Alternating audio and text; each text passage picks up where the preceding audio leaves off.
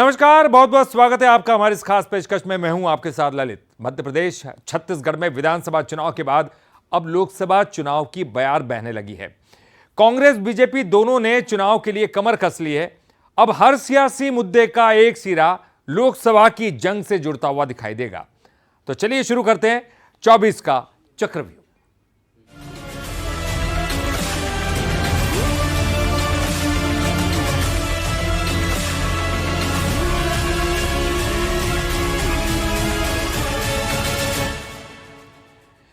अयोध्या राम मंदिर को लेकर देश भर में उत्सव और उल्लास का माहौल है। तो इधर बीजेपी राम काज में लगी हुई है, घर घर राम को पहुंचा रही है। तो कांग्रेस में अब भी उलझन दिखाई दे रही है। कांग्रेस नेता अपने ही आलाकमान के स्टैंड को गलत करार दे रहे हैं। राम नाम को लेकर कांग्रेस में दो फाड़ क्यों हैं? रामलला से दूरी क्या कांग्रेस की मजबूरी है? आइए देखते हैं। हमारे शास्त्रों में एक सूत्र है, शुभस्य शीघ्रम। जो शुभ काम है उसको जल्दी करो, जो शुभ काम है उसमें रोड़े मत अटकाओ। जब राजीव गांधी जी ने वहाँ ताला खुलवाया था तो आप कौन है मना करने वाले? कांग्रेस अध्यक्ष होने के नाते मैं नहीं जाऊंगा। मैं तो जगत बहादुर सिंह अन्नू और हमारी माँ वैष्णो देवी समिति है, उसको तो निश्चित तौर पे मैं जाऊंगा। प्राण प्रतिष्ठा हो जाएगी, उसके बाद पूरी कांग्रेस का एक एक कार्यकर्ता मंदिर के दर्शन करेगा।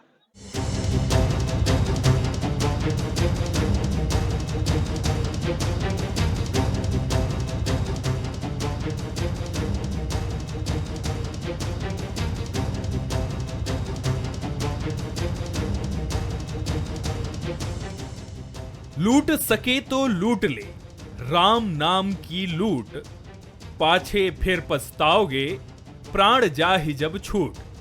संत कबीर का ये दोहा इस दौर की सियासत में सबसे सटीक बैठता है। देश भर में राम नाम की लूट मची है तो कांग्रेस से राम नाम छूटता दिख रहा है। राम मंदिर प्राण प्रतिष्ठा के निमंत्रण को ना कहने के बाद अब कांग्रेस अपने घर में ही दो फाड़ नजर आ रही है। भारत का उत्सव है, ये भारत का गौरव है, ये हमारे सनातन का उत्सव है। इसमें विघ्न डालना छोड़ो और मैं तमाम राजनीतिक लोगों से अपील करना चाहता हूं कि इस निमंत्रण को स्वीकार करो। जब राजीव गांधी जी ने वहाँ ताला खुलवाया था तो आप कौन है मना करने वाले? और इस तरह के सलाहकार अगर रखेंगे, हमारा नेतृत्व रखेगा, तो फिर क्या कहेंगे? जैसे परिणाम आ रहे हैं वैसे आते रहे। हम कोई कांग्रेस के चिन्ह पे, कांग्रेस के बैनर पे कांग्रेस अध्यक्ष होने के नाते मैं नहीं जाऊंगा। मैं तो जगत बहादुर सिंह अन्नू और हमारी माँ वैष्णो देवी समिति है, वो तो हम लोग की, वो तो मेरे मन में है, उसको तो निश्चित तौर पे मैं जाऊंगा। जब मंदिर पूर्ण होगा, प्राण प्रतिष्ठा हो जाएगी, उसके बाद पूरी कांग्रेस का एक एक कार्यकर्ता मंदिर के दर्शन करेगा। पर हमें हमेशा से इस बात की हमारे मन में भावना है कि राजनीतिक लाभ हानि में धर्म और आस्था का विषय नहीं, आस्था व्यक्तिगत होती है। इधर कांग्रेस आला कमान अपने स्टैंड पर अड़ा है। शुक्रवार को कांग्रेस अध्यक्ष खड़गे ने निमंत्रण ठुकराने को लेकर हो रही आलोचनाओं पर कहा कि हमारा मकसद किसी धर्म को दुख पहुंचाना नहीं है। बीजेपी इसे साजिश के तहत मुद्दा बना रही है। ये एक कॉन्स्पिरेसी है बीजेपी की और बीजेपी यही मुद्दे को बार बार उठा रही है। मैं तो 10 दिन पहले बोला हूँ, फिर अब क्यों उठा रहे आप? तो ये हमारा जो है, किसी को दुख पहुंचाना, किसी रिलीजन, किसी धर्म को, किसी गुरु को, ये हमारा मुद्दा नहीं है। हमारा मुद्दा सिर्फ है कि मोदी जी जनता के लिए अनएम्प्लॉयमेंट में क्या काम कर रहे हैं, इन्फ्लेशन के बारे में क्या कदम उठाए।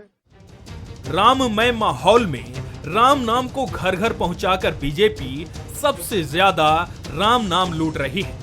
2024 चुनाव से पहले हर लोकसभा से बीजेपी लाखों श्रद्धालुओं को रामलला के दर्शन कराएगी। 22 जनवरी को राम दीपावली और हर घर में 11 दीपक जलाने का अभियान भी शुरू हो गया है। 26 जनवरी के बाद में ही जाने का कार्यक्रम शुरू होगा। हमारी पार्टी भी सशुल्क सूचीबद्ध जिन दर्शनार्थियों को ले जाएगी, वो हमारा कार्यक्रम 26 जनवरी के बाद ही बनेगा और फरवरी तक चलने वाला है। केंद्र से लेकर बूथ तक राम नाम को लेकर बीजेपी जितनी क्लियर है, कांग्रेस उतनी ही उलझी हुई। राम मंदिर का ताला खुलवाने का दावा करने वाली कांग्रेस अब किस तरह अपना पक्ष रखेगी और बीजेपी को 24 में किस बूते चुनौती देगी, ये बड़ा सवाल है। Bureau report, Bansal news. पूरा देश राममय है और बीजेपी भी राम के रंग में रंगी हुई नजर आ रही है। प्राण प्रतिष्ठा समारोह को उत्सव की तरह मना रही बीजेपी अपने लाखों कार्यकर्ताओं को रामलला के दर्शन कराने की तैयारी कर रही है, लेकिन कांग्रेस इसमें राजनीति देख रही है। क्या है खबर, आइए देखते हैं। 22 जनवरी को अयोध्या के नवनिर्मित राम मंदिर में भगवान की प्राण प्रतिष्ठा होगी। आस्था के इस महापर्व से पहले पूरा देश राममय है। देश में हर्ष और उल्लास का माहौल है, तो वक्त की हांडी में सियासी पकवान भी खूब पक रहे हैं। मध्य प्रदेश बीजेपी ने इस मौके पर फैसला किया है कि वो लाखों लोगों को अयोध्या दर्शन कराएगी। इसके लिए फरवरी से मार्च तक दर्शन अभियान चलाएगी। हर लोकसभा क्षेत्र से 6000 कार्यकर्ताओं को अयोध्या में रामलला के दर्शन कराने की योजना है। 22 जनवरी को पूरे देश के साथ मध्य प्रदेश में भी राम दीपावली मनाई जाएगी। हर घर में 11 दीपक जलाने का अभियान भी चलेगा। इसके साथ ही हर मंदिर में महाआरती का भी आयोजन होगा, जिसमें बीजेपी के बड़े नेता शामिल होंगे। 22 के कार्यक्रम में तो राम जन्मभूमि तीर्थ क्षेत्र ने जिनको आमंत्रित किया है, लगभग 3000 गैर संत विशिष्ट आमंत्रित महानुभाव जाने वाले हैं, 4000 संत जाने वाले हैं। उस दिन अयोध्या धाम दर्शन योजना के लोग नहीं जाएंगे। 26 जनवरी के बाद में ही जाने का कार्यक्रम शुरू होगा। हमारी पार्टी भी सशुल्क सूचीबद्ध जिन दर्शनार्थियों को ले जाएगी, वो हमारा कार्यक्रम 26 जनवरी के बाद ही बनेगा और फरवरी तक चलने वाला है। बीजेपी के इस अभियान को लेकर कांग्रेस हमलावर है। कांग्रेस 6000 लोगों को अयोध्या दर्शन कराने को लेकर तंज कसते हुए बीजेपी पर धार्मिक आधार पर सियासत करने का आरोप लगा रही है। भारतीय जनता पार्टी अपने ही नेताओं की आदेश की अवहेलना कर रही है। 6-6 हजार लोगों को लेकर जाने के लिए उन्होंने सुनिश्चित किया है। स्पेशल ट्रेन चलाई है, उसका किराया फिक्स किया है 1500 रुपये महीना। तो क्या इनके घर शादी है क्या? तो धर्म के आधार पर आप सरकारें बना रहे हैं, ये साबित हो चुका है। बीजेपी तो राम के सहारे 24 की चुनावी बैतरणी पार करने की राह पर आगे बढ़ चुकी है। समस्या कांग्रेस की है। उसको राम तो स्वीकार है, लेकिन सियासत के खेल में वो राम को लेकर हर बार बीजेपी के जाल में उलझती दिखती है। Bureau report, Bansal news. BJP ने 2024 में लोकसभा की सभी 29 सीटें जीतने का लक्ष्य रखा, यानी कि इसमें कमलनाथ का गढ़ छिंदवाड़ा भी शामिल है। और छिंदवाड़ा में कमल खिलाने के लिए बीजेपी ने मास्टर प्लान भी बनाया है। क्या है नाथ के किले को भेदने का बीजेपी का यह प्लान, देखिए खास रिपोर्ट। मिशन 29 के लिए बीजेपी का मास्टर प्लान। छिंदवाड़ा के लिए होगा भीषण घमासान। नाथ का किला जीतने की है पार्टी की तैयारी। गढ़ में कमल खिलाने बीजेपी की प्लानिंग भारी। मध्य प्रदेश की छिंदवाड़ा लोकसभा सीट कांग्रेस का एक ऐसा किला जहां एक उपचुनाव को छोड़कर आज तक वो नहीं हारी। आजादी के बाद से जितने भी आम चुनाव हुए, नतीजा एक ही रहा, कांग्रेस की जीत। बस 1997 में पार्टी के हाथ से ये सीट फिसली थी, जब उपचुनाव में एमपी के पूर्व मुख्यमंत्री और बीजेपी नेता सुंदरलाल पटवा ने कांग्रेस के दिग्गज कमलनाथ को शिकस्त दी थी। उस एक अपवाद को छोड़कर यहाँ हर बार कांग्रेस जीतती आई है। 2014 में मोदी लहर में भी बीजेपी कांग्रेस के इस किले को नहीं भेद पाई। 2019 में भी उसने पूरा जोर लगाया, लेकिन कांग्रेस का ये किला अभेद्य रहा। 2019 के लोकसभा चुनाव में बीजेपी ने प्रदेश की 29 में से 28 लोकसभा सीटों पर जीत हासिल की। जिस एक सीट पर हारी वो छिंदवाड़ा ही थी। उस एक सीट की कसक बीजेपी को आज भी साल रही है। अब पार्टी ने उस कसर को पूरा करने के लिए छिंदवाड़ा में पूरी ताकत झोंकने की रणनीति तैयार की है। 24 का रण छिंदवाड़ा जीत का मिशन। सीहोर में मिशन 29 को लेकर बनी रणनीति। बीजेपी और संघ की बैठक में प्लान तैयार। एमपी बीजेपी को मिशन 29 का टारगेट। 29 की 29 सीटों पर जीतने का लक्ष्य। चुनाव में क्लीन स्वीप की तैयारी में बीजेपी। कमलनाथ के गढ़ पर बीजेपी का फोकस। छिंदवाड़ा के गढ़ में कमल खिलाने की तैयारी। छिंदवाड़ा सीट पर कांग्रेस का कब्जा। 2024 में 60% वोट का टारगेट। सीहोर में हुई बीजेपी की बैठक में लोकसभा में जीत का प्लान तैयार किया गया। लोकसभा इलेक्शन के लिए संभागवार योजना बनाकर ग्वालियर, चंबल, बुंदेलखंड, विंध्य में प्रदेश को बांटा गया है। इस बार कमलनाथ के गढ़ छिंदवाड़ा में भी कमल खिलाने की तैयारी है। कांग्रेस बीजेपी के मिशन छिंदवाड़ा को सपना बता रही है। भारतीय जनता पार्टी एक जीवन संगठन है। हार हो या जीत हो, सदैव समीक्षा करके जो बूथ हारे हैं उनको जीतने का प्रयास, और जो जीते हैं उसको 10% अधिक वोट शेयर का लक्ष्य ये भारतीय जनता पार्टी संगठन ने रखा है। 29 के 29 लोकसभा सीटें इस बार हम जीतने वाले हैं। मध्य प्रदेश की जनता ने कमलनाथ को अस्वीकार कर दिया है। छिंदवाड़ा से अब कमलनाथ जी को और सफाई रह गई है, जो इस बार मध्य प्रदेश और छिंदवाड़ा की जनता कर देगी। जब ईवीएम मशीन के माध्यम से 166 सीटें भाजपा ने अर्जित की है, तब भी वो तमाम नेताओं को ऑब्जर्वर बनाने के बाद, केंद्रीय मंत्रियों को वहां भेजने के बाद अपना खाता भी नहीं खोल पाए हैं। तो पार्लियामेंट में क्या खोलेंगे खाता? कमलनाथ जी छिंदवाड़ा के विकास के पर्याय हैं और उन्हें चुनौती देना भारतीय जनता पार्टी के लिए कई जन्मों लेने को समान है। उन्हें कई जन्म लेना पड़ेगा। छिंदवाड़ा लोकसभा सीट ऐसे ही कांग्रेस का सबसे मजबूत गढ़ नहीं है। आजादी के बाद से यहां अब तक जितनी बार आम चुनाव हुए हैं, हर बार कांग्रेस ही जीती है। 1952 से 1996 तक कांग्रेस का कब्जा यहां रहा। 1997 के उपचुनाव में कमलनाथ को यहां हार का सामना करना पड़ा। कमलनाथ 1980 में पहली बार छिंदवाड़ा से सांसद बने थे। तभी से छिंदवाड़ा में चल रहा है नाथ परिवार का सिक्का। 2019 में भी नकुलनाथ ने जीता लोकसभा चुनाव। 24 में छिंदवाड़ा जीतने की कोशिश में है अब बीजेपी। मध्य प्रदेश में बीजेपी ने 20 साल से अपने किले को बचा रखा है। 23 के विधानसभा चुनाव में बीजेपी ने जीत का परचम लहराया, लेकिन छिंदवाड़ा जिले की सीटों पर कमल नहीं खिल पाया। ऐसे में लोकसभा चुनाव में अब बीजेपी छिंदवाड़ा जीतकर क्लीन स्वीप करने की तैयारी कर रही है। छिंदवाड़ा जीतने के लिए बीजेपी ने मास्टर प्लान तैयार तो कर लिया है, पर क्या जनता नाथ का साथ छोड़कर बीजेपी से हाथ मिलाएगी? ये बड़ा सवाल है। रंजना दुबे, बंसल न्यूज, भोपाल।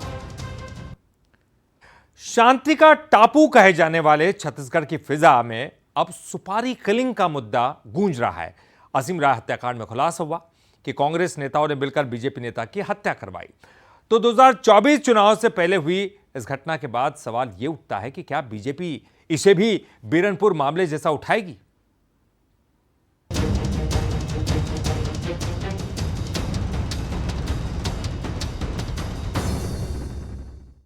जी ने रेकी का काम किया, जिसने अपने साथी तपन मंडल, सुजीत माझी के साथ मिलकर रेकी किया एवं गोली मारने के लिए सुरजीत और रिपन से संपर्क किया। दोनों ने इस काम के लिए सहमति दी। बता दें, रिपन वही आरोपी है जिसने पहले 2014 में असीम राय जी को गोली मारी थी। राजनीति, दुश्मनी और हत्या। पखांजूर में 7 जनवरी को हुए हत्याकांड का खुलासा हो चुका है। कांग्रेस नेता बप्पा गांगुली और पार्षद विकास पाल ने बीजेपी नेता की हत्या की सुपारी दी। वजह थी नगर पंचायत अध्यक्ष पद को लेकर विवाद। लेकिन छत्तीसगढ़ में टारगेट किलिंग का ये मामला नया नहीं है। बीजेपी कांग्रेस एक दूसरे पर नेताओं की सुपारी किलिंग के आरोप लगाते रहे हैं, पर इस मामले ने इसे खुले तौर पर उजागर कर दिया है। बीजेपी जिला अध्यक्ष रहे असीम राय की हत्या के बाद पखांजूर में हिंसा भड़की। बीजेपी और कांग्रेस के बीच बयानबाजी हुई। अब खुलासा हो चुका है तो साय सरकार सधे अंदाज में कार्यवाही की बात कर रही है। ये इस तरह की किन्हीं बातों से बहुत ज्यादा दुखद है, बहुत गलत है। राज किसी व्यक्ति का नहीं, कानून का राज होना चाहिए। और जो कानून नहीं माने हैं, जिन्होंने गलत किया है, उनको सजा तक पहुंचाने का काम जरूर किया जाएगा। छत्तीसगढ़ की शांत फिजा में नेताओं की हत्या और टारगेट किलिंग दशकों से साथ जुड़े हैं। साल 2013 में हुई झीरम कांड की घटना भी इसी बात की गवाह है। कांग्रेस नेताओं ने तब बीजेपी पर आरोप लगाए थे, सियासत तब भी भरपूर गरमाई थी और अब भी गरमा रही है। में भारतीय जनता पार्टी के नेता की हत्या बेहद निंदनीय है। कांग्रेस पार्टी इस घटना की पहले भी कड़ी निंदा की थी, आज भी हम इसकी कड़ी निंदा करते हैं और कांग्रेस पार्टी का इस घटना से कोई लेना देना नहीं है। अपराधी अपराधी होता है, वह किसी भी दल का सदस्य हो वो उससे मान्य नहीं रखता है। कानून अपना काम करेगा, उसके ऊपर कड़ी से कड़ी कार्रवाई होना चाहिए निश्चित तौर पर। इस प्रकार की घटनाएं सभ्य समाज में अस्वीकार्य है और कांग्रेस पार्टी तो गांधीवादी पार्टी, कभी भी हिंसा पर भरोसा नहीं करती। जाहिर तौर पर यह मुद्दा छत्तीसगढ़ की राजनीति के लिहाज से दुखद है। हत्या के बाद पखांजूर में जो हालात बने वैसा ही माहौल प्रदेश के कई हिस्सों में बन चुका है। तो ये भी तय है कि 2024 में सुपारी किलिंग का मुद्दा जमकर गूंजेगा। टिकेश वर्मा, बंसल न्यूज, रायपुर। बीजेपी ने विधानसभा के बाद अब लोकसभा चुनाव की तैयारी शुरू कर दी है। बीजेपी नमो ऐप के जरिए अपने 100 दिनों का प्लान भी बना चुकी है। 100 दिनों में किसे क्या करना है वो भी अब तय है। वहीं कांग्रेस बीजेपी की इस तैयारी पर सवाल खड़े कर रही है। तो क्या है बीजेपी का 100 डेज का प्लान? आइए देखते हैं। देश में लोकसभा चुनाव का बिगुल फूंका जा चुका है। सभी विपक्षी दल एकजुट होकर बीजेपी को सत्ता से बाहर करने की प्लानिंग कर रहे हैं। तो बीजेपी ने अपने लिए 100 दिनों का प्लान तैयार कर लिया है। 100 दिन यानी लोकसभा चुनाव की आचार संहिता से पहले वोटर्स को बीजेपी के पाले में लाने की तैयारी। और इसके लिए बीजेपी ने नमो ऐप को हथियार बनाया है। इसके लिए नेता, मंत्री और पदाधिकारियों के लिए टारगेट भी सेट कर दिए गए हैं। सबसे पहले समझ लेते हैं क्या है ये 100 डेज प्लान। नमो ऐप के जरिए फिर सरकार बनाने की रणनीति। नमो ऐप के जरिए लोगों को जोड़ रही बीजेपी। विकसित भारत के लिए एम्बेसडर बनाने का प्लान। सरकार की योजनाओं का भी किया जाएगा प्रचार। नमो ऐप में लोगों को जोड़ेंगे बीजेपी नेता। सांसदों, विधायकों को मिला बड़ा टारगेट। 30,000 लोगों को जोड़ेंगे सांसद। विधायकों को जोड़ने होंगे 15,000 एम्बेसडर। पदाधिकारियों को मिला 10,000 का टारगेट। बीजेपी ने देश भर में अपना प्लान सेट कर दिया है। लगभग सभी राज्यों में नेताओं और पदाधिकारियों को प्रशिक्षण भी दिया जा चुका है। एक लक्ष्य सभी के लिए निर्धारित किए हैं। जो मंडल के अध्यक्ष हैं, आपके जिले के अध्यक्ष हैं, आपके विधायक हैं, आपके सांसद हैं, इसी प्रकार से प्रदेश अध्यक्ष है, जनरल सेक्रेटरी है, उपाध्यक्ष है, ऐसा सबके लिए एक दिया गया है। उसमें 1,000 से लेकर के और आपका 25,000 तक के टारगेट अलग अलग लोगों को दिया गया है। लेकिन बीजेपी के इस प्लान को कांग्रेस अलग ही नजरिए से देख रही है। कांग्रेस मानती है कि देश के ज्वलंत मुद्दों से ध्यान भटकाने के लिए बीजेपी नमो ऐप जैसे कदम उठा रही है। ज्वलंत मुद्दे अभी वर्तमान में भारत में हैं, बेरोजगारी के, अराजकता के, और जिस प्रकार से एक अलग प्रकार की स्थिति पूरे देश में बनी हुई है, इन मामलों को, इन ज्वलंत मुद्दों से भटकाने के लिए जनता को अलग अलग तरीके से गुमराह करने का प्रयास है। जुड़ने वाले वही लोग हैं जो भारतीय जनता पार्टी के कैडर हैं। कोई नया आदमी नहीं जुड़ेगा। जो भारतीय जनता पार्टी की विचारधारा को मानता है वही लोग जुड़ेंगे। पहले ही उनका डाटा उनके पास में है। आचार संहिता लगने से पहले के ये 100 दिन हर पार्टी के लिए बेहद खास होते हैं। विपक्ष की अपनी तैयारी है तो बीजेपी 100 दिन की रणनीति पर काम कर रही है। अब देखना होगा कि विपक्ष इस बार बीजेपी को पटखनी दे पाता है या फिर बीजेपी 100 दिनों के प्लान के जरिए अपने विजय रथ को आगे बढ़ाने में कामयाब होगी। गौरव शुक्ला, बंसल न्यूज, रायपुर। 24 का चक्र में फिलहाल के लिए इतना ही। बंसल न्यूज पर खबरों का सिलसिला लगातार जारी है।